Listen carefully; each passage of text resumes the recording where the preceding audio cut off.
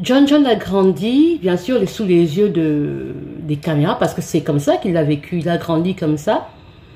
Et il est devenu, je crois qu'il a fait des études dans le droit. Dans le droit, très athlétique, très athlétique, comment dire, vraiment dans le milieu mondain et tout ça, quoi, très attaché à sa famille d'ailleurs, parce que les Kennedy sont très proches, hein. Alors donc les Kennedy sont une famille très proche, ils sont très d'accord. Ils se retrouvent souvent pour les événements à leur domicile familial, le grand domicile familial où ils se retrouvent souvent dans leur grand domaine à Boston, dans le Massachusetts. Je crois que c'est... Non, pas à Boston. Dans le Massachusetts, je crois, à Port-Hyannis. Port-Hyannis, je vais mettre le nom, mais c'est là où ils font leur mariage, ils font tous leurs événements là-bas. Depuis l'époque de Jackie Kennedy, hein, ils le font jusqu'à présent. Ils se retrouvent entre eux là-bas, à Port-Hyannis, dans le Massachusetts. Non, à Cape Cod. Cape Cod, un truc comme ça. En tout cas, je vais vous montrer, je vous mettrai le nom tout à l'heure. C'est là-bas qu'ils vont souvent se retrouver. Donc, si tu épouses un Kennedy, tu te trouveras forcément aller là-bas, dans les événements familiaux, là-bas. D'accord? Donc, il y allait souvent, week-end, athlétique, qui fréquentait aussi beaucoup de gens de la classe politique et du milieu de l'entertainment. Parce qu'en effet, il y avait beaucoup de... Oui, c'était un playboy en partie, parce que oui, c'était un très bel homme, intelligent, éloquent, un homme du droit. Et... même là, il a été en couverture pour un magazine où on l'avait nommé le Sexiest Man Alive. Sexiest Man Alive. Voilà.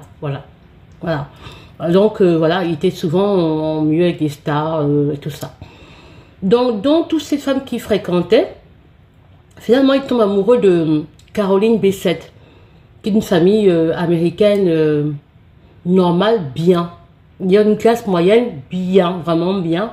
Son père est ingénieur et sa mère est, je crois, institutrice, hein, je ne sais plus trop. Ou enseignante, je ne sais plus trop. Mais en tout cas, elle est une famille quand même bien. Bien. Et elle fréquente une très bonne école, ce qui lui ouvre les portes pour, dans le milieu de la mode et tout ça. Elle est publiciste. Donc, elle travaille pour Calvin Klein.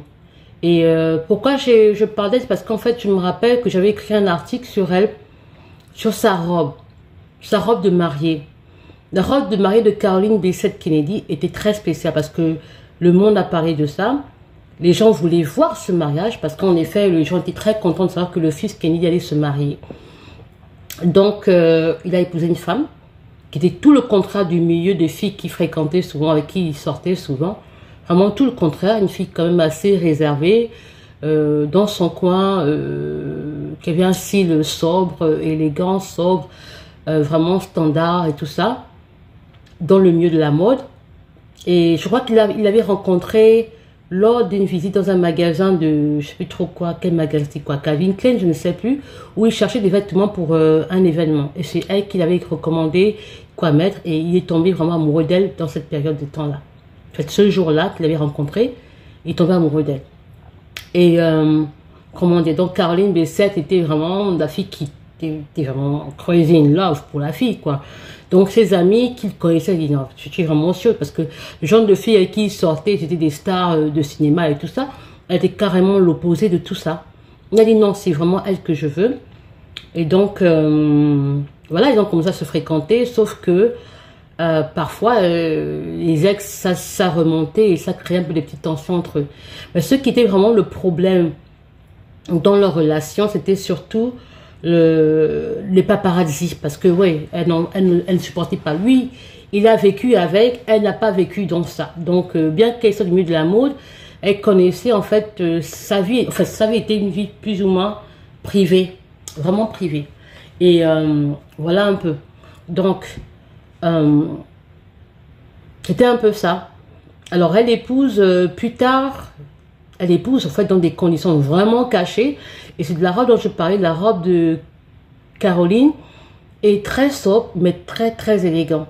Très chic, sobre, simple. Et c'est une robe qui a vraiment touché pas mal de femmes dans le monde. Et ça en parlait dans les magazines. En fait, quand ils se sont mariés, c'était vraiment caché. Vraiment dans un endroit extrêmement rustique, caché, vraiment dans un endroit genre un village, quoi. Parce qu'ils ne voulaient absolument pas que les paparazzi et les médias aient accès à ça pour gâcher leur moment. Et la fille était vraiment très formelle dessus.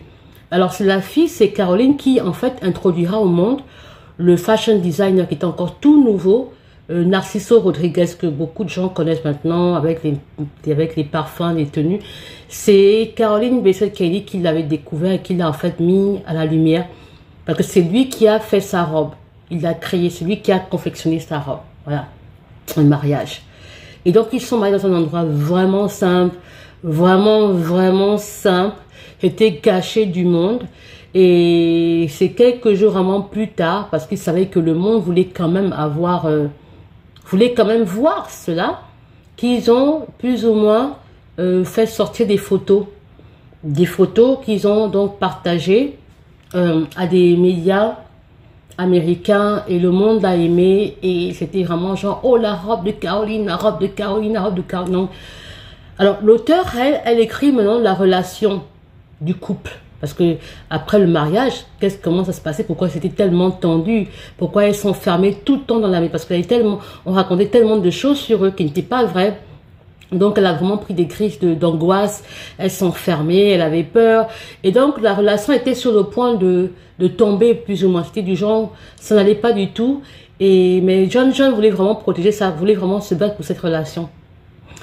Et même dans la période où il y avait cette tension, elle n'a même pas pu voir sa belle-mère, Jackie Kennedy, qui est même morte, parce que c'était un moment où ils s'étaient un peu mis de l'ordre, chacun de son côté. Donc quand elle est décédée, vraiment, elle n'avait pas pu vraiment rencontrer sa belle-mère, malheureusement, sa future belle-mère, malheureusement. Voilà. Donc ils se sont mariés après, vraiment après la mort de Jackie Kennedy.